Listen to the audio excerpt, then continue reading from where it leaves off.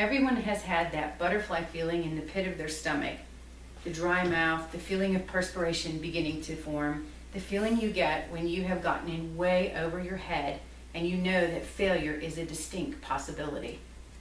This happened to me in fall of last year when I signed up for 2 courses, Curriculum Development and Teaching Methods. Teaching Methods was inaccurately named as you were really developing a curriculum, a nearly impossible feat for someone who has never instructed a course or developed course content. I felt completely unprepared to revise a course curriculum with no teaching experience, and ultimately I dropped that class. But Dr. Cindy Mathena, Dean of Post-Professional Programs at the University of St. Augustine, suggested that I do a teaching internship, and let me tell you, it has rocked my world. For this Ed Talk, I'm going to talk about the benefits of a teaching internship for a student in the Doctor of Education program. I participated in this teaching internship as a course option for the EDD curriculum. The responsibilities of a lab assistant are way different than the job responsibilities of a faculty member teaching a course. I would highly recommend taking advantage of this excellent opportunity to ready yourself for making the transition from working as a clinician to teaching in a university setting. First, you need a mentor. I chose Dr. Thomas Werner. He's the program director for the Flex DPT program, and he's also faculty at the on-campus DPT program at the Austin campus. For my class, I chose the General Therapeutic Exercise 1 course. It's taken the 2nd trimester in the DPT curriculum, which is now being phased out and being replaced with new curriculum. This class is going away with parts of the course going to be finding new homes in other courses.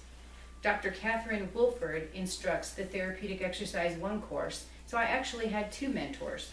I chose this course because I've lab assisted in this class for 8 trimesters and I feel really comfortable with the course content. The first thing that you want to do to have a successful internship is to have pre-internship meetings. And we did mine before the trimester. We did it at the end of the fall last year. Dr. Wilford, Dr. Werner, and I met to determine course objectives, and we rewrote the syllabus. We decided what the relevant deliverables were going to be, and we did the course calendar so I knew when things were due. Those meetings were so important to the success of my internship. They organized my internship. The objectives were what I really wanted the teaching internship to be, and I had great guidance from 2 mentors. The internship components were basically all the activities that an instructor would do for an entire course, but I just did it for just 1 unit.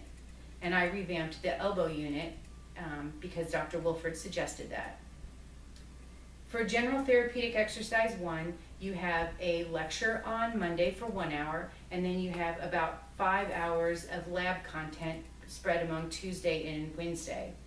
And I designed and delivered the content integrating educational theories that I studied in the EDD program. I wrote the test questions for the midterm, I did test item analysis, and I learned several things about posting on our learning management system, which is Blackboard. I really believe in the flipped classroom model, especially when trying to teach students that are going to be doing something clinical like in physical therapy. So since I believed in this, I wanted to experiment with it during my internship. I developed office mixes based upon the Kistner-Colby chapter on the elbow. I used 2 journal articles on injuries in the throwing athlete, and I learned about making an office mix, which is a free add-on with PowerPoint, and how to post that on Blackboard. During the Monday lecture time, instead of lecturing, I discussed a little bit about the office mixes, and we went through and if any of the students had questions, and then I had them do a crossword puzzle that I had prepared in groups. The crossword puzzle was based upon the office mixes and the readings, and found out how to do that on a free site on the internet. And I made it a competition with a prize at the end for the winning team. For the Tuesday lab, first there was a presentation given by a group of students on lateral epicondylitis. Then we did skills demonstration of manual muscle testing, muscle length testing, manual resistance exercise, and stretching and PNF techniques. And when I was not demonstrating, when the other instructors were demonstrating, I videotaped those and found out how to post them on Blackboard so that the students could use those to study from for their practical. On the Wednesday lab, I had the class count off into 8 different groups as they were entering the room, and I had 8 cases. And each case I asked them to take a relevant manual muscle test or muscle length test that we practiced from the day before, and how to incorporate a manual resistance exercise or stretching and PNF technique, and to develop therapeutic exercise techniques to use on day 1, 2 weeks after therapy started, and at 6 weeks after therapy started, or discharge. And then I remixed those groups, so basically one person was from each group and they were able to share, so you had all 8 cases that everybody could, kind of learn from. After I did all the activities for that week, the next week I met with Dr. Werner and we discussed my peer review. And I wrote a reflection paper on my teaching experience. I identified where there could have been maybe more effective activities could have been done, or I could have done different things within an activity to have enhanced student learning. And some take-home lessons from my reflection paper was that time management is really hard. And also keeping the attention of 69 students is a true art.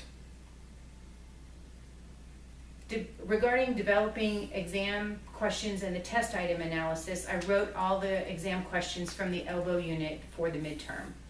Once the midterm was done and they ran the Scantrons, you get a report, and so I looked at the report and did test item analysis from my statistics and decided if questions were too easy or too hard. I discerned if some of the other choices for each question, which are called distractors, were effective or not effective.